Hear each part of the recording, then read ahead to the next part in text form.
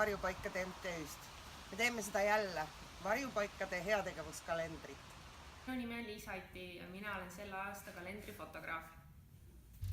Selle aasta kalendri läbiv teema on pinnap, nii me kasutame erinevat ägedat vana tehnikat sealjuures, milleks on autod, mootorrattad, traktorid ja muud ägedad masinad. Ning selle aasta kalender tuleb 2 formaadis, nagu ka eelmine aasta tuleb pisike lauakalender ning tuleb ka A3 formaadis seinakalender.